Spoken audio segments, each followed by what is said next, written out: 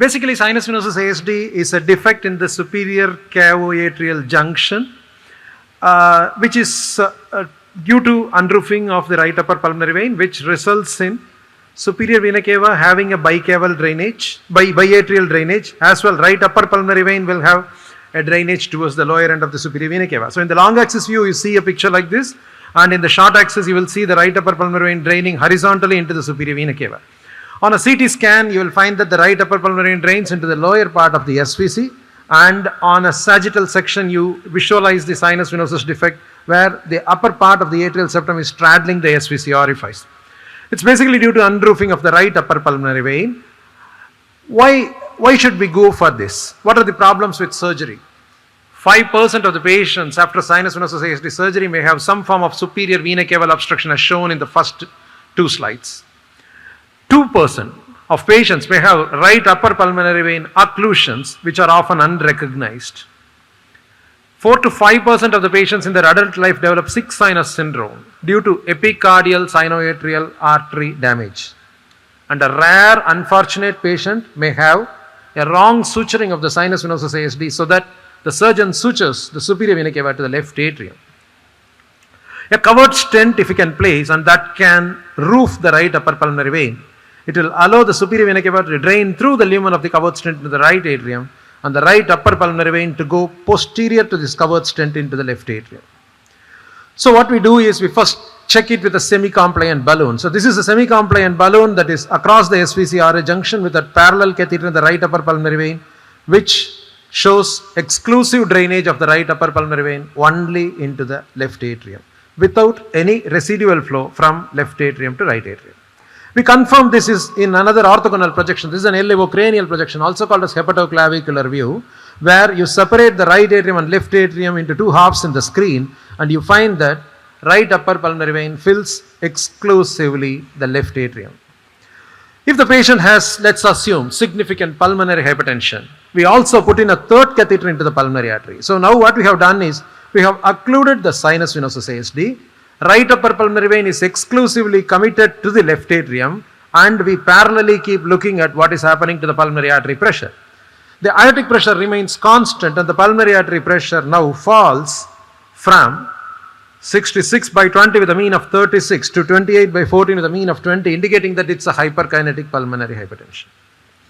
On transesophageal echocardiogram, we parallelly confirm this is with the balloon across but without getting inflated. So you are finding a left-right flow from the left atrium into the right atrium. And during the balloon occlusion, we find that the sinus venosus ASD is fully closed. And on a rightward torque, we find that this right upper pulmonary vein is draining unobstructed back into the left atrium. The gradients are checked on spectral Doppler and we confirm that it's not occluded. So we follow this strategy wherein we confirm that there is a complete closure, there is no occlusion of the right upper pulmonary vein, and the right upper pulmonary vein is totally rooted into the left atrium. So this is how we cannulate this right upper pulmonary vein. We get a prior idea from the CT scan. I'm putting the parallel CT scan and the fluoroscopic picture. You can see the right upper pulmonary vein going as a blue color rod on the rightward screen, and in the same area we put in the catheter.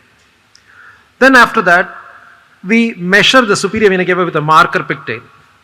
Then you choose a balloon which is around 4 to 5 millimeters larger. So now we make an injection into the right upper pulmonary vein and we find that it is exclusively filling only the left atrium. We monitor the right upper pulmonary vein pressure with the pigtail. And then once it is satisfactory, we take up a 10-6 CP stent on a big balloon. The first balloon is now inflated and then the second balloon is inflated. At the end of the second balloon, you can find that there is an exclusive rerouting of the right upper pulmonary vein. Post stent, we again check on a transesophageal echo that there is a complete closure of the SVC-ASD and right upper pulmonary vein is routed properly. There sometimes can be more complex situations where there is a coexistence of sinus venosus defect and secondum defect together. So this is an example of a long axial 3D view which is showing the sinus venosus defect on the top with a white arrow and the fossa valis defect in the bottom with a black arrow. So we use what is called as the echo navigator. So we fuse this 3D transesophageal echocardiogram onto the fluoroscopy, cross the fossa valis ASD, Now we have separate balloons occluding the fossa ovalis ASD as well as the sinus venosus defect, and then we make a parallel injection of the right upper pulmonary vein and we find that there is an exclusive filling of the left atrium. So this, based on this echo fusion, then we position the ASD device, and after that we position a covered stent, and the covered stent now excludes the sinus venosus defect. This is a parallel echo navigation image where we can see that the right upper pulmonary vein is routed into the left atrium with a closure of the secondum ASD and a closure of the sinus venosus ASD. Now we have done about 5 of these patients with a combination of secondum ASD plus sinus venosus defect. Secondum ASD as large as 36 mm closed with a 40 mm Amplatzer device.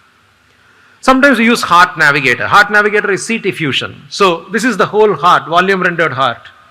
The red is the aorta, the pink is the pulmonary artery, both of which we don't need, so cut it off. So now you have both the atria shown in green color and the left atrium shown in blue color. We also don't need the left atrium, so we cut it off. So then we retain only the structures of importance for us. Now we take this 3D model and fuse it onto fluoroscopy. So now we have a fluoroscopy with CT fusion. We have 2 catheters. One is right up in the right superior vena cava, a marker pigtail, and the second is now into the right upper pulmonary vein. We do a transeptal puncture, get into the left atrium, and place a parallel pigtail catheter into the right upper pulmonary vein.